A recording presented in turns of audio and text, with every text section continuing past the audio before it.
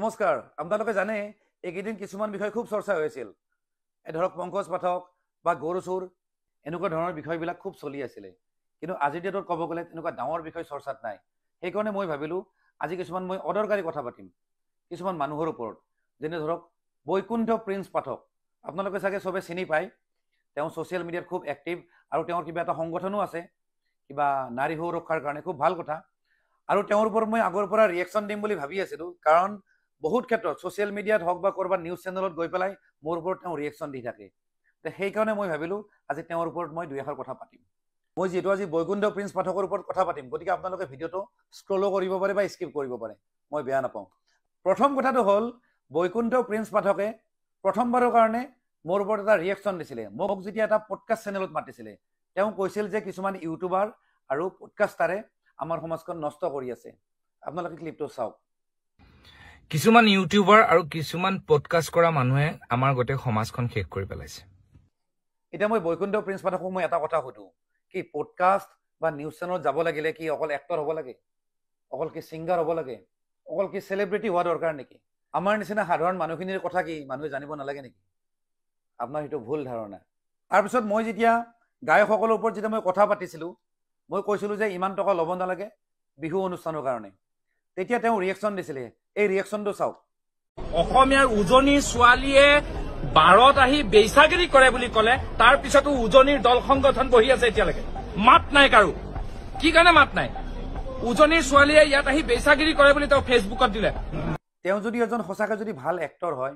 ভাল শিল্পী হয় বা এজন সমাজ সচেতন ব্যক্তি হয় তেতিয়াহ'লে যিকোনো কথা এটা কোৱাৰ আগত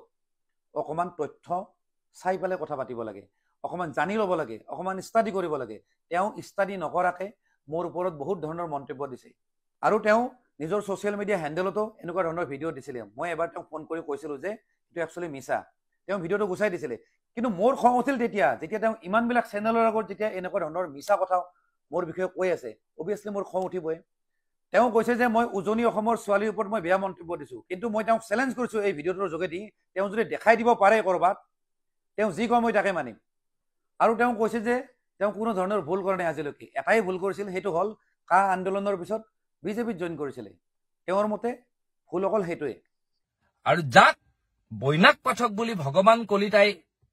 উপস্থাপন কৰিছে সেই ভগৱান কলিতাই হয়তো নাজানে এটা মোৰ ভুল আছে মই মানি ললো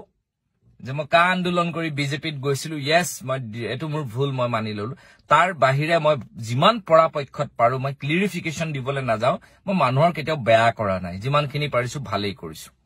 কিন্তু আপুনি ছ'চিয়েল মিডিয়াত হওক বা নিউজ চেনেলৰ আগত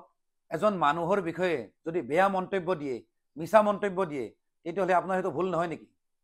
মই সেইকাৰণে আপোনাক বৈকুণ্ঠ প্ৰিন্স পাঠক নকৈ পেলাই বৈনাক পাঠক বুলি কওঁ মানুহে যি বুজে বুজক বৈনাক পাঠক মানে কি এইখিনিতে মই এটা কথা কওঁ মই বৈকুণ্ঠ প্ৰিন্স পাঠকক বৈনাক পাঠক বুলি কওঁ তাৰ কাৰণটো মই কৈ আছোঁ হিন্দু মানুহখিনিয়ে চবে জানে যে বৈকুণ্ঠ মানে হ'ল সেইটো জেগা য'ত